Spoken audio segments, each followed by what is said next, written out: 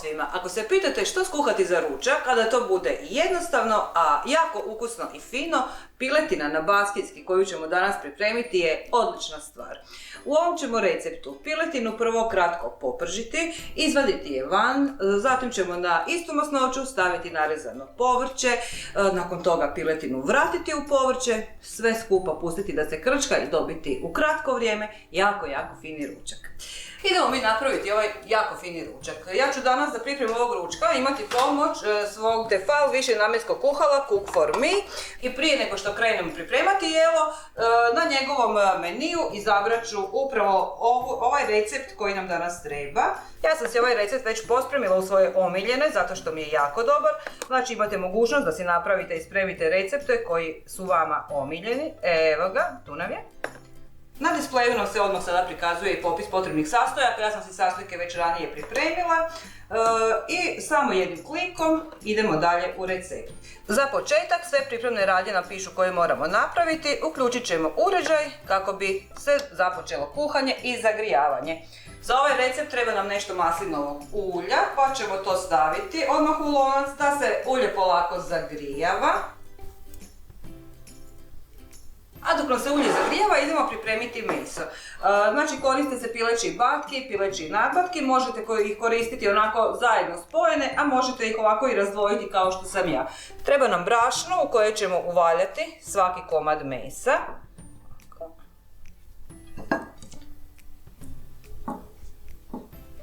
Po ovom receptu koji se nalazi već u uređaju koristi se piletina sa kostima, znači batki, nadbatki sa kostima. Vi možete naravno malo i modificirati to sve skupa pa otkostiti i batke i nadbatke, ali to je onda već na vama, a možete se evo i držati upravo ovoga kako je napisano. Uglavnom puno je lakše kada si ovu piletinu pripremimo ovako unaprijed, pa sve prvo uvaljamo u brašno i odložimo na jedan pladanj sa strane.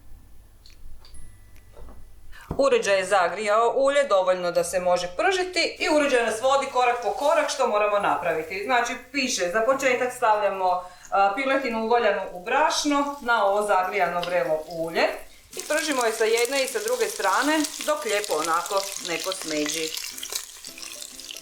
S obzirom da ovdje radim količinu za 4 osobe, pa i mesa ima malo više, ne možemo sve popržiti odjedanput, nego ćemo to napraviti evo na 2 puta. Znači prvo popržimo jedan dio, izvadimo, pa onda stavljamo odmah i drugo da se prži. Piletinu prije nego što idete uvaljavati u brašno, dobro je začiniti. Znači mješavinu biljnog začina, malo soli, malo papra. Ako imate nekakvu mediteransku mješavinu začina, možete naravno i tako. Uglavnom, dobro je začinimo, uvaljamo u brašno i ona je sad spremna za daljnju obradu.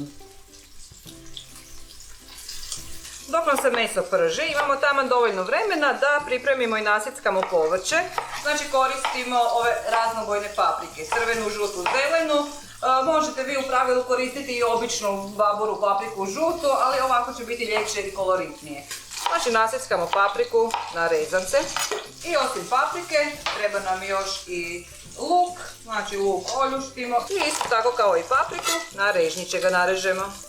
Prva tura mesa se je ispekla, znači čim se ovako lijepo uhvatila korica na mesu, vadimo ga van. I stavimo još drugu turu mesa na prženje.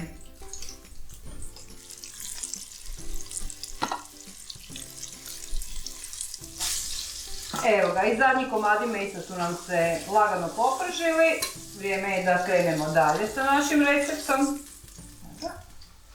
Znači povrće sam prije toga pripremila, nasickala i sada nas dalje aplikacija vodi kroz recept. Piše da je sljedeći korak na isto to ulje u zagrijani lonac staviti nasickani luk, evo ga, lagano promiješati. Luk ćemo popržiti samo minuticu, dvije da pusti onu svoju finu aromu. Na ovako kratko poprženi luk dodajemo bijelo vino.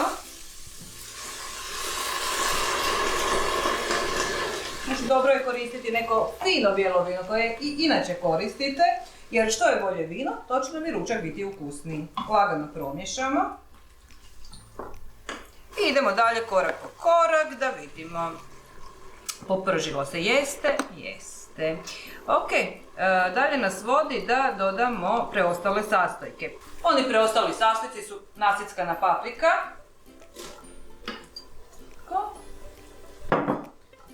Promiješat ćemo ovako sve zajedno. Zatim ćemo dodati i pasiranu rajčicu. Nešto malo češnjaka u prahu, možete naravno i svježi češnjak protisnuti.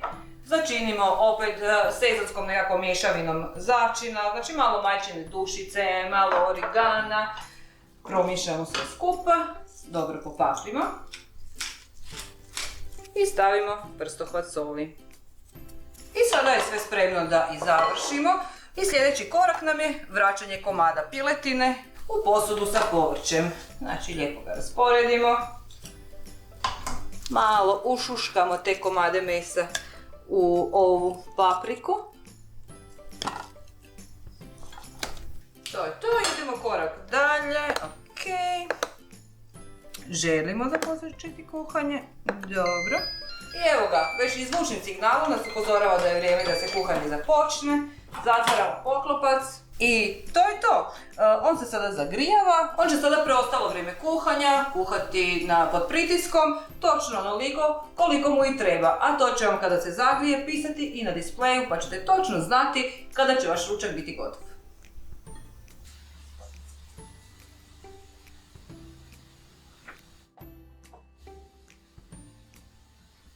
Evo ga, još malo i gotovo.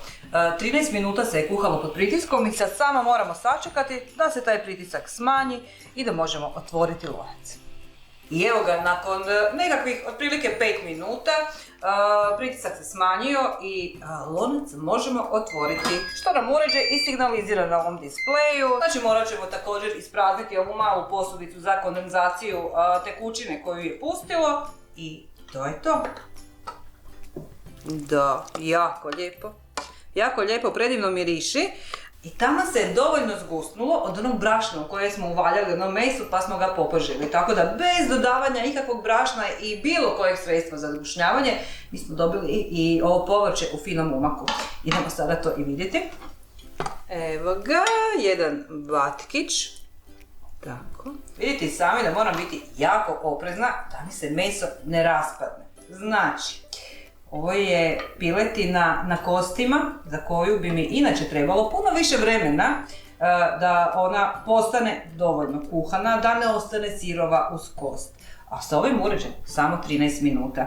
Znači, meso se raspada na sami dodir, povrće se taman lijepo zgusnulo. Uz ovaj ručak možete pripremiti dodatno još nekakav prilog ako želite. Naprimjer, pirjena riža ide jako lijepo, ili možda nekakva tjestenina, ili krumpir pire. A ne morate ništa, jer ovog priloga ima sasvim dovoljno da fino odgovara uz ovo meso. Ljudi dragi, ja sam oduševljena i sa ovim današnjim ručkom i sa ovim uređajem koji mi je omogućio da ovaj ručak pripremim puno brže nego što bi to bilo na onaj tradicionalan, konvencionalan način polaganim pirjenjem. I zato sasvim sam sigurna da ćemo se još jako puno puta družiti u puno video recepata i sa ovim uređajem i sa mnogim drugim tefal uređajima. I zato budite uz nas i neki sljedeći put. Bog svima, vidimo se!